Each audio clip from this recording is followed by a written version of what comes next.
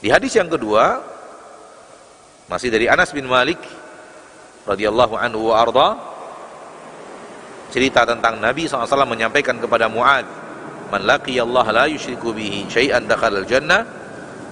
Mu'ad bin Jabal berkata, ala ubashirun nas, tidakkah aku memberikan kabar gembira ini kepada seluruh manusia? Qala la, inni akhafu an yattakilu. Tidak, jangan, sesungguhnya aku khawatir mereka akan bersandar kepada kabar gembira ini. Hal yang sama di hadis yang kedua, ya, kekhawatiran Rasul kita Muhammad bin Abdullah salawatu rabbi wa salamu alaih kepada sebahagian manusia dari kalangan para sahabat. Kalau kekhawatiran kepada para sahabat, apatah lagi umat akhir zaman seperti kita sekarang ini.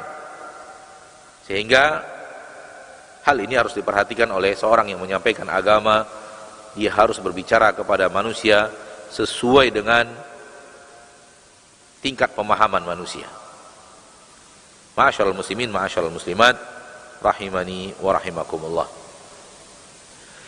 Setelah kita membahas hal yang berhubungan dengan judul bab, maka kita bahas apa yang disampaikan oleh Nabi kita tercinta SAW di dalam hadis tadi yang mengandung tentang keutamaan syahadatain. Apabila syahadatan itu benar-benar diucapkan dari hati yang jujur, maka keutamaannya adalah mengharamkan seseorang dari neraka, mengharamkan seseorang ke neraka, dan memasukkan dia ke dalam surga.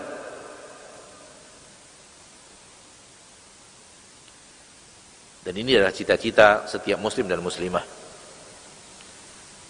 Dan ini adalah cita-cita tertinggi kita sebagai seorang muslim dan muslimah. Cita-cita kita tertinggi kita adalah selamat dari neraka Allah dan masuk ke dalam surga Allah Rabbul Izzati wal Jalalah. Dengarkan apa yang dikatakan oleh Rasul kita tercinta SAW. Beliau berkata, ma min ahadin, tidak adalah seseorang pun, yashhadu an la ilaha illallah, dia bersaksi bahwasanya la ilaha illallah, tidak ada ilah yang dia ibadati illallah kecuali Allah saja,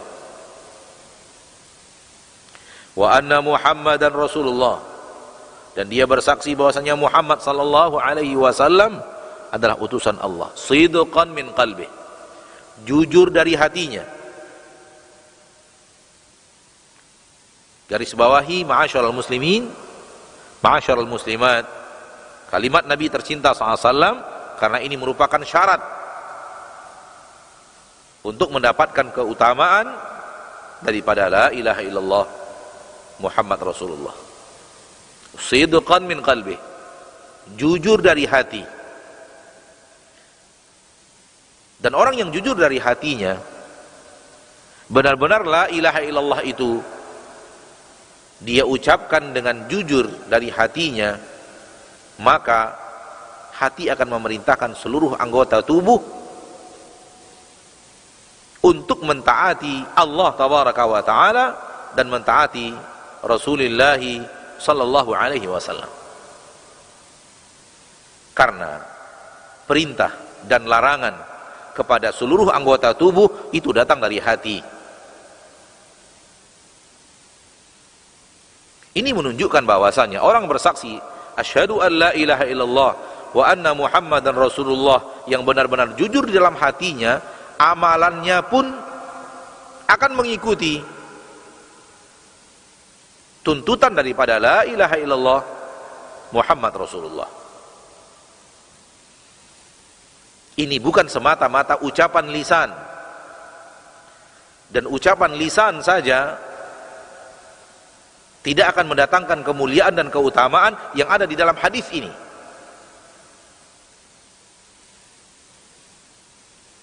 Penghalang dari neraka Allah Rabbul Izzati wal Jalalah, diharamkan untuknya neraka, pasti dimasukkan ke dalam surga Allah Rabbul Izzati wal Jalalah.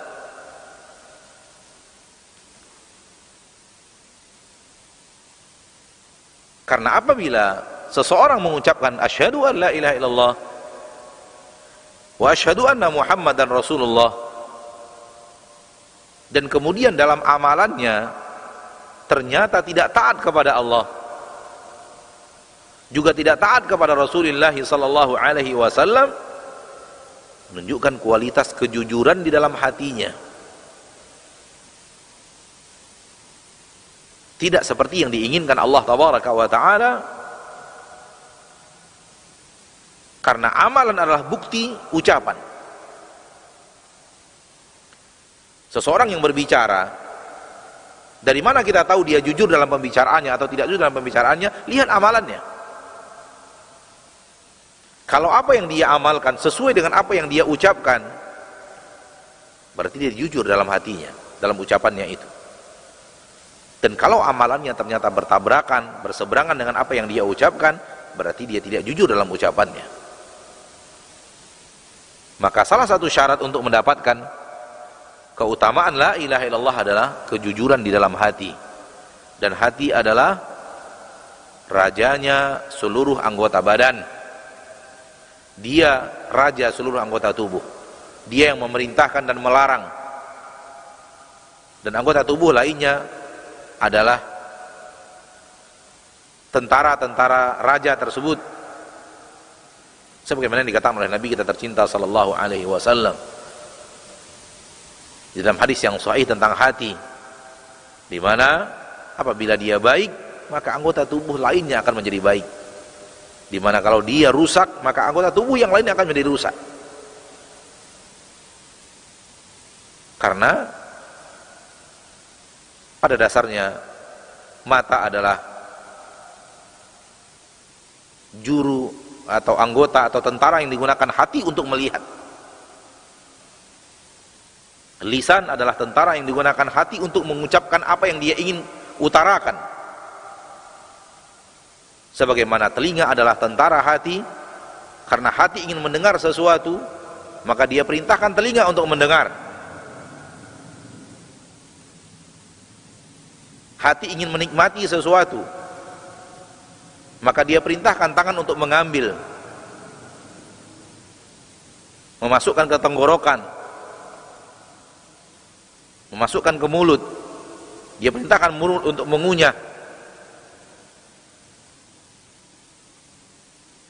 Hati ingin pergi ke suatu tempat, dia perintahkan kaki untuk berjalan. Maka pada dasarnya perintah dan larangan datang dari hati manusia. Oleh karena itu ketika hati itu baik, perintahnya kepada mata, lisan, telinga, kaki, tangan, pendengaran adalah perintah yang baik-baik, karena hatinya baik. Hal yang terjadi apabila hati itu rusak, hati itu kotor, maka perintah yang diberikan kepada hati, kepada mata adalah untuk melihat yang rusak, melihat yang buruk, mendengarkan yang buruk, mengucapkan kata-kata buruk, melangkah ke tempat-tempat yang buruk, karena hati ingin menikmati hal yang buruk tersebut. Oleh karena itu ketika benar-benar la ilaha illallah adalah sebuah hal yang jujur dari hati, maka lisan akan mengikut. Dia akan patuh kepada perintah hati untuk mengamalkan la ilaha illallah Muhammad Rasulullah. Mata akan mengikut kepada hati untuk mengamalkan la ilaha illallah Muhammad Rasulullah. Telinga juga demikian, kaki dan tangan juga demikian. Sehingga seluruh anggota tubuh akan taat kepada Allah dan Rasulnya. Terutama di dalam hal yang bertabrakan dengan la ilaha illallah, yaitu syirik.